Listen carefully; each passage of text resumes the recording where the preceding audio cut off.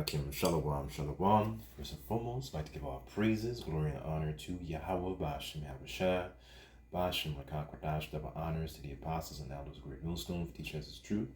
Salutations to the sincere Akim and Aquath. Listen, may the blessing of election be upon your house. My name is Brother Raquai, back here with another quick and Lord's will as always, an edifying lesson.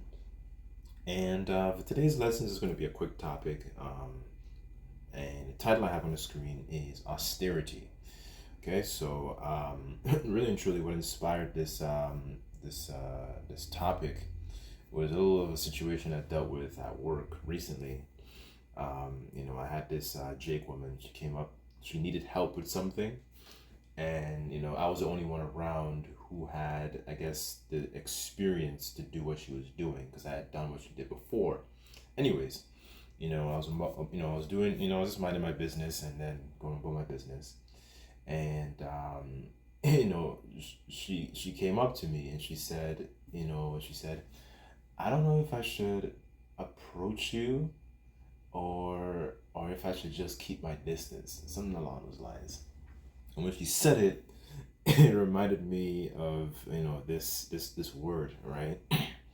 Because the way we come off to a lot of these people in the world is the manner of like a very strict father, right? And it reminded me of this idea of being austere, right? Being strict, being harsh, being stern, and all that, right? That's the vibration that we came in.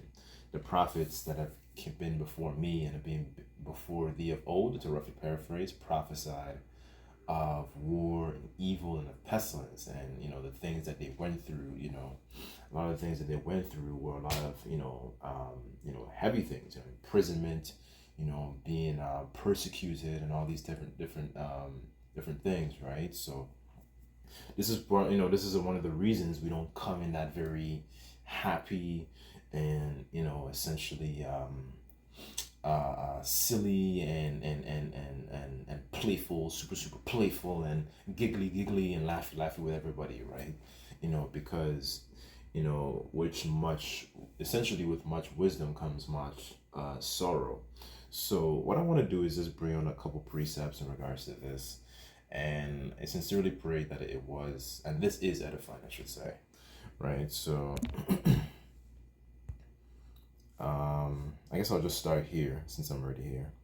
Luke 22, verse 44, and it says, and being in an agony, he prayed more earnestly, speaking of Yahushua, and it says, and his sweat, as was it, were great drops of blood falling down to the ground. And when he rose up from prayer, and was come to his disciples, and found them sleeping for sorrow. And he said unto them, Yahushua speaking, why sleep ye? Rise and pray, lest ye enter into temptation, right? So, and that's one of the things, that really stuck out to me was the fact that, prayer, because the scriptures talk about, essentially, the prayers of the humble pierceth the clouds. Right, and that's something I was noticing is because I was rereading the book of Tobit, right? Because I think it was in the first or the second chapter. One of the common themes I've noticed is with a lot of our righteous forefathers, they always prayed, in times of trouble, and when they realized essentially righteous judgment would fall upon them, they always prayed to the Heavenly Father, right? And that's another thing too. They also even expressed how them and their forefathers messed up, because that's why we're in this situation, and that's why we feel a lot of sorrow. This is why we feel a lot of grief. This is why we feel we're stricken with sometimes we feel like, I guess, angry. I think I remember the elder talking about like red pill rage. When you wake up to this understanding, because now you know why, right? But then the condition of the battle too. Like you have to deal with essentially being around heathens and their backwards up their filthy practices. You have to deal with being around your people with their vexing conversations. As a matter of fact, let me get that. Bear with me on that.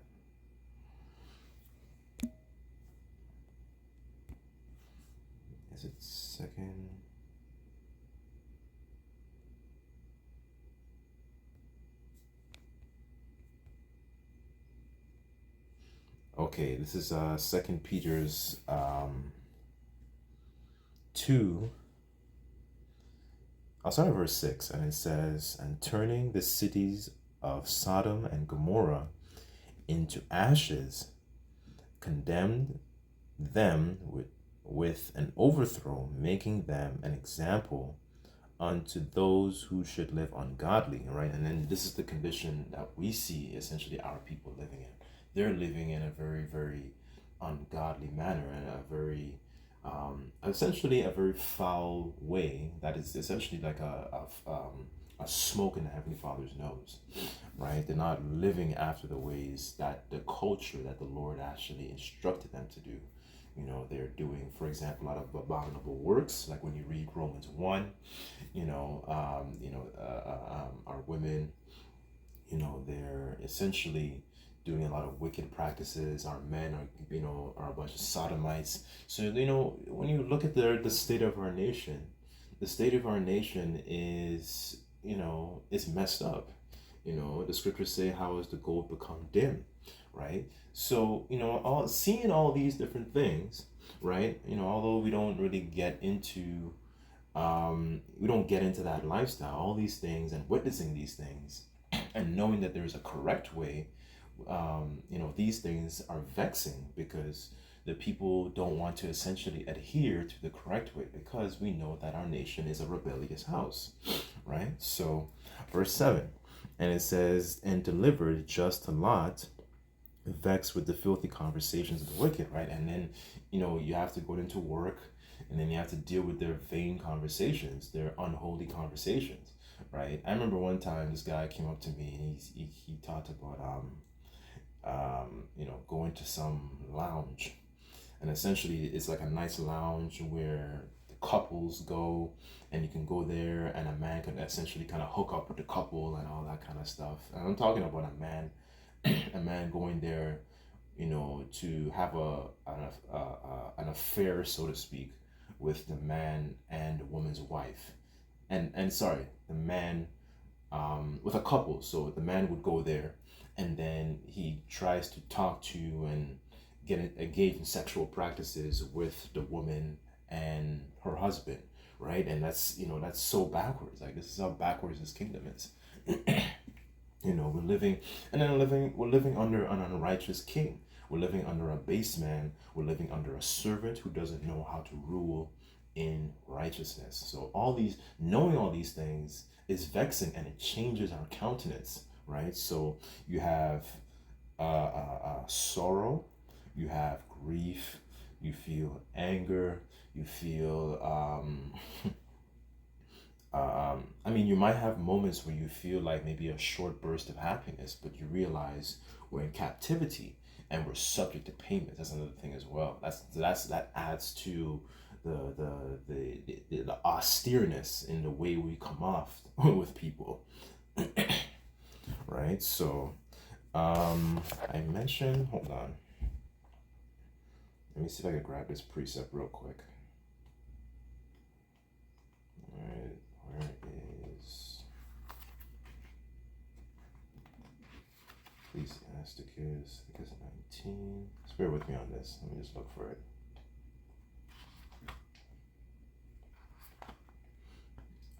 Okay. Wait, hold on. Okay, here it is. Sirach, or Ecclesiasticus chapter 19, verse 29, and it says, "A man may be known by his look, and one that hath understanding by his countenance when thou meetest him. A man's attire, excessive laughter, and gait shows what he is." So let's get a couple words on that, actually. So, as a matter of fact, I don't even know if I defined the word. Excuse me, Salakia, brothers. Let's go over here. Okay, so austerity, just for edification's sake, it says sternness, harshness. It says cruelty. It says severe, rigid, harsh, sour. It says severe self-discipline, right? And that's what we have to. There's a lot of things that we have to become disciplined in, right? It says severe simplicity, absence of adornment of luxuries. Oh, that's beautiful, right? Because, the scriptures say that the fashion of this world passes away. So, through our apostles and elders, we learn how to have essentially, a simple lifestyle, simple pleasures. We don't get caught up so much with the affairs of this life, right? We don't get caught up too much in the mirth, right? No, we do have moments, here and there, but there are moments there are more moments of grief, sorrow, and vexation, because we've been enlightened with this understanding. And let me actually get that in Ecclesiastes. Just bear with me on this.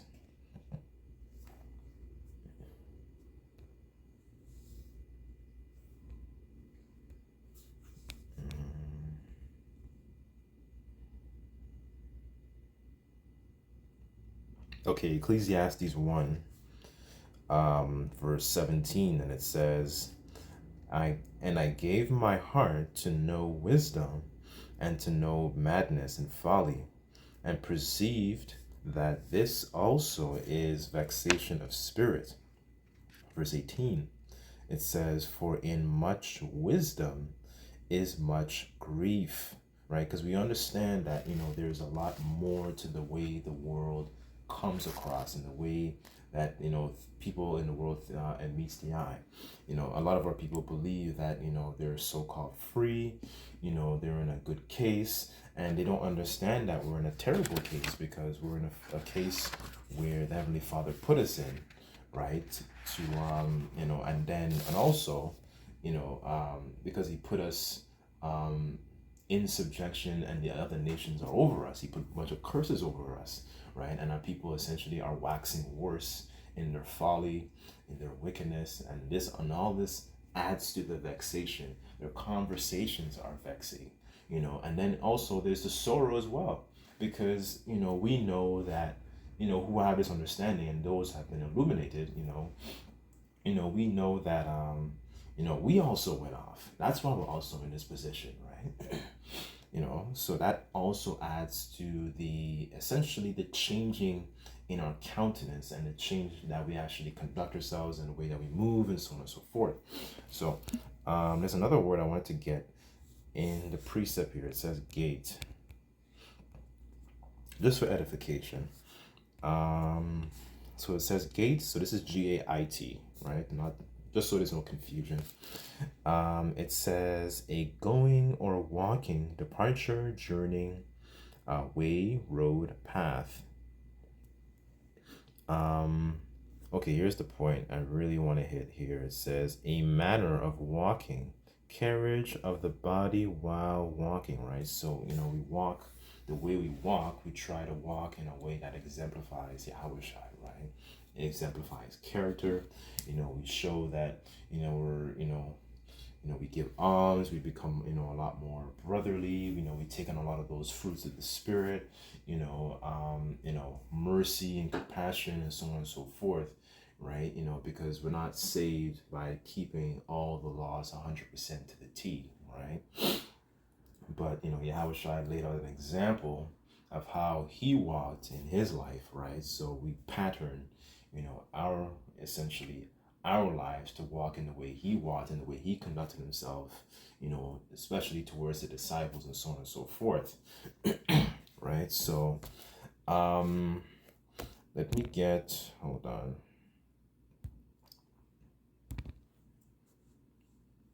I just wanted to get a quick precept in regards to that feeling of sorrow as well, because that also adds to that, that austerity that that feeling, that harsh, judge feeling that, we give off, right?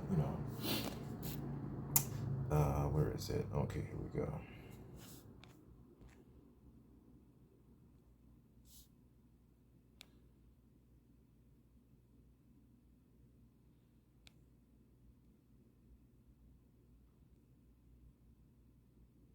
Okay, this is Nehemiah 1 verse 6, and it says, let thine ear now be attentive, and thy eyes open, that thou mayst hear the prayer of thy servant, which I pray before thee now, the day and night, before the children of Israel, thy servants, and confess the sins of the children of Israel, which we have sinned against thee.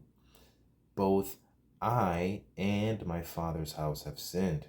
Verse 7, we have dealt very corruptly against thee, and have not kept the commandments. And that's why ultimately we're in the position that we're in, because the Lord, gave us a bill of divorce and he cut us off. Right? But through Yahushua's sacrifice, we're able to, come back and make peace with the Heavenly Father, right? But this is why we're under this, this condition that we're in, right? Because we did not adhere to those laws, statutes, and commandments. We did not, we strayed away from our customs, right? We became a degenerate plant, so to speak. So all these different factors here, all these different emotions, they add to, the changing of our countenance, right? Because we realize we're not in the best case. We're not, and that's the worst case scenario a lot of our people in the world think, because, they live their lives and they believe that everything is all good, everything is curry and crisp, and when I say that, I mean that in the sense of them, between them and Yahweh, right? And I'm talking about the Israelites, really. They think that their lives are all good just because they have a nice house. They might have beautiful children. They might have, a well-paying job. So they always, because they have so much of these things, they think essentially they're in an extremely good case, right?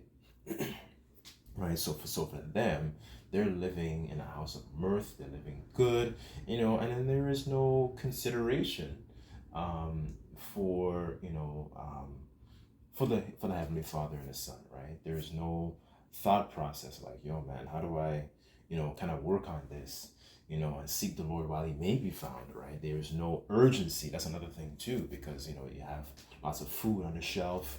So, there is no desire to want to get to know the Heavenly Father, in these times, because, for them, everything is all good when they have it all good, when they have everything, that they want, so to speak, in this world. But then they realize they're in a pitiful case, when things start to really hit the fan, right? Where was I?